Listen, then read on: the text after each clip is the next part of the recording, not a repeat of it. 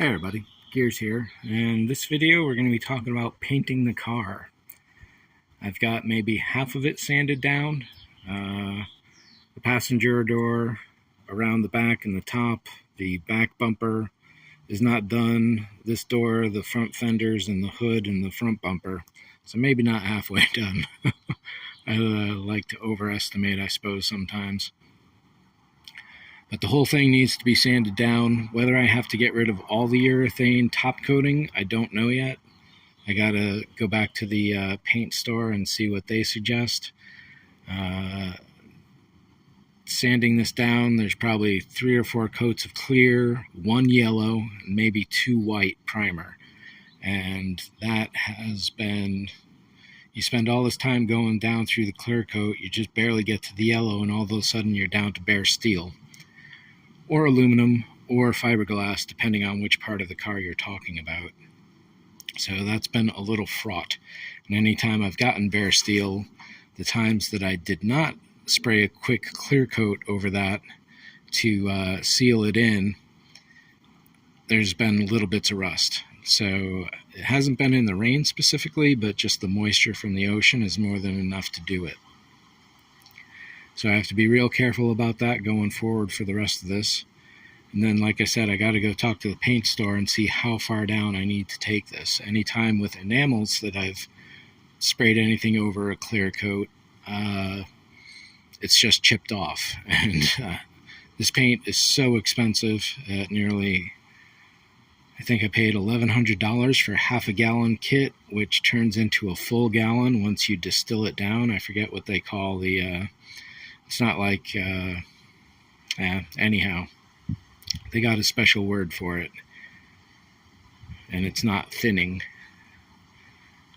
But yeah, so this whole thing has to get painted, and it has to be taken apart. I'm going to pull the mirrors off, pull all the trim off, the rockers, the bumpers have to come off. I'm going to be buying a 10 by 20 foot tent from Harbor Freight, so that's going to be going up here, but I have to wait for the wind to calm down because for the last week or so we've had some real terrible bouts of it. Couldn't tell you how fast, I don't have that capability, and any weather service is not going to be any weather service is not going to be localized to this particular place or these particular conditions of the wind coming through over here behind me and then up through the driveway. Typically, it comes from the ocean, which is behind me, and goes that way. However, I think it was yesterday or the day before, every 5 seconds the wind was changing direction.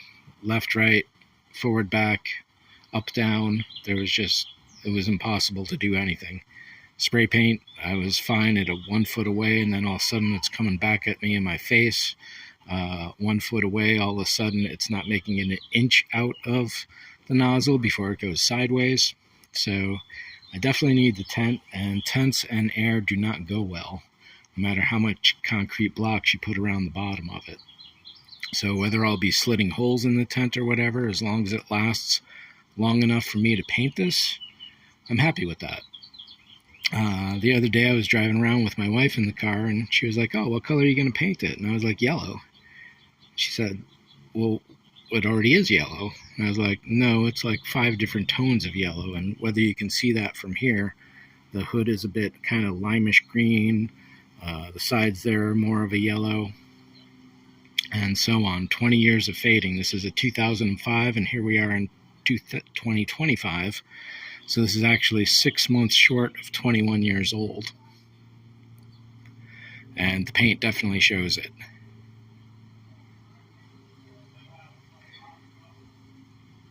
One of the reasons why I have to take everything apart is that I'm putting vertical door hinges in here, so they'll be a Lamborghini style and they'll flip upwards. That process means I have to pull each of the fenders plus the headlights, and I have to at least loosen up the sides of the front bumper. But pulling the bumper off and putting on that some sawhorses so I can get more sanding done is really the way to go. So that comes off, the lights, the fenders. Out on the back, I have to pull the rear bumper off because when the dealer put the temporary plate on, he used a power drill, and he did not good enough, It was driving me mad watching him do that. I was stunned into silence. It was so excessive, and consequently, he broke the clips on the inside of the fender, which means I cannot unscrew the plate to put my proper plates on. So in the back, I've got my temporary plate, which expired 3 or 4 months ago.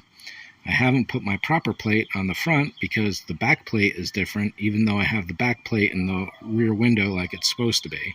And of course, the front plate in the front window as it's supposed to be, so I'm not totally illegal, but no one's called me on it, or no police have called me on it or pulled me over yet. Mirrors have to come off to paint those separately. The door handles, the antenna, the rear tail lights need to come off. I'm not going to pull the wheels off. That's just too much. And I don't know that my wife would trust me to put them back on correctly at the proper tensions. And I don't have a torque wrench either.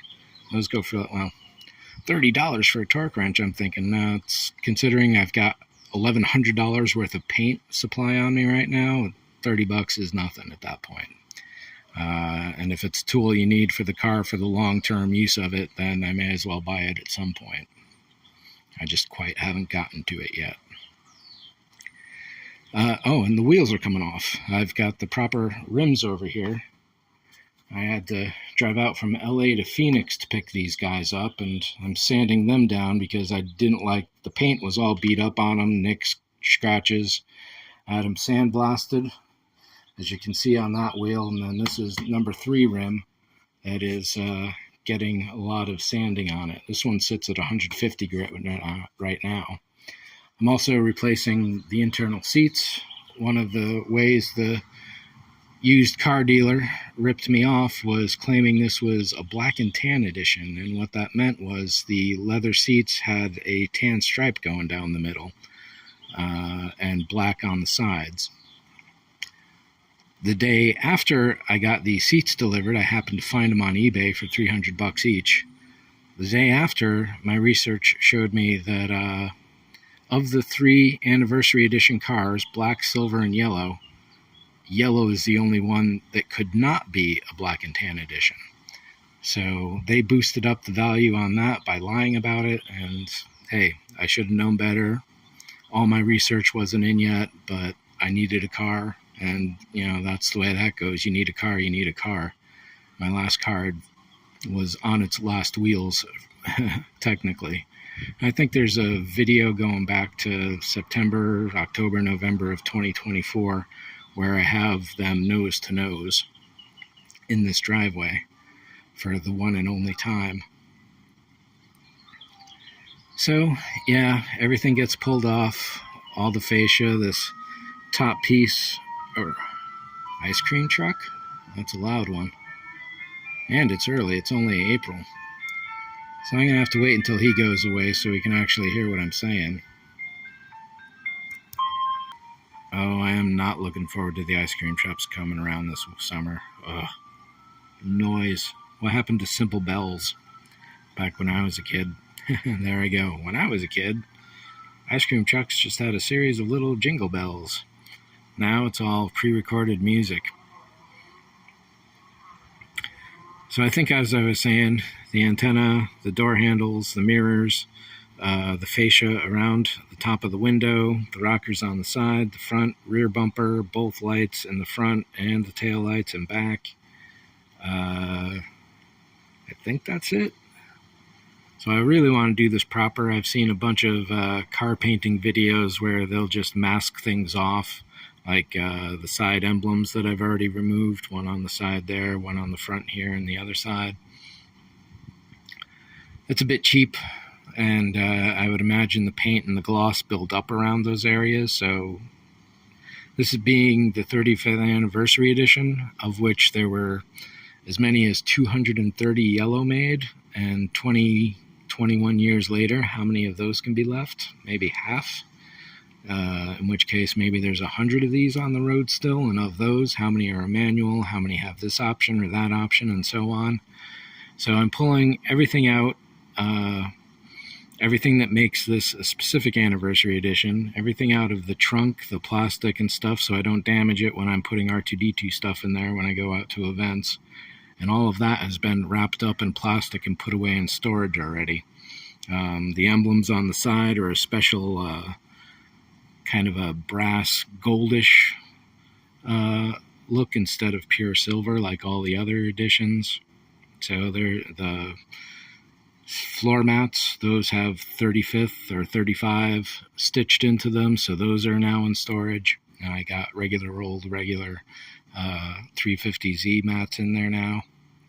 So anything that makes this unique, I'm pulling out, and anything that can be easily damaged, I'm pulling out and storing so that if I do wind up selling this, it can all go back in.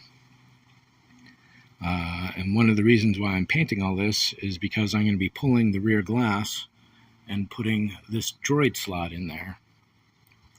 So the idea is that, and I don't have any visual reference on me, is that I'm going to be turning this into an N1 Naboo starfighter from The Phantom Menace, Star Wars, if you know the movie.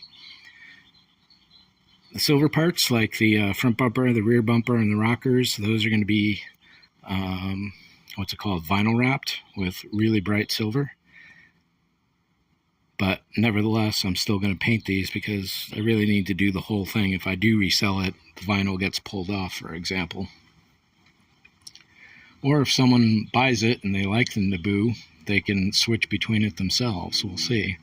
But the idea is to keep this for a while at the very least. It took me $11,000 list price, and then it's a bit of a money pit. I've put $6,000 into repairs now, and I need to look at the clutch at this point. If I could do that myself, I would, but I'm going to need to take it to a garage, unfortunately. Hopefully there's no deeper transmission issues. It could just be a gear synchronizer at the stick that's doing it. But nevertheless, to get to the stick, to get to the clutch plate, to get to all that, they got to pull the entire transmission out. So there's a lot of money. And the garage guy says, well, if you're going to pull a transmission out once, you may as well pull it apart and take a look in there and rebuild whatever you need to if you have to. So it's going to be a few more $1,000s, and by the end I'll have paid as much in maintenance as I have in purchasing it. So a bit of a disappointment. I got it at about 111,000 miles, and the previous owner apparently didn't want to pay for all their 100,000 mile regular maintenance, and they may not have driven it very well. There were two owners, I'm the third, and for 100,000 miles at 20 years, that's 5,000 miles a year. That's definitely low mileage, but nevertheless, if they didn't maintain it right or did this or that or whatever, then I'm paying for that essentially, unfortunately. But anniversary edition, restore it back up to full power. Hopefully on the aftermarket, if I do ever have to sell it or need to sell it, by the time that I do, the price will be up. We'll see. I specifically got a 35th anniversary as opposed to a normal edition because of that inherent value. Maybe I should have just gotten a regular edition and said, screw it, I'll just keep it forever, but yellow was only available in the anniversary edition. And yes, I could have grabbed any old yellow in any old car and so on and so forth, but I wanted to make this a bit of an investment. So I think that's it. I've covered all the stuff, I think, and we'll catch up with you on the next video. Thanks for watching. See ya.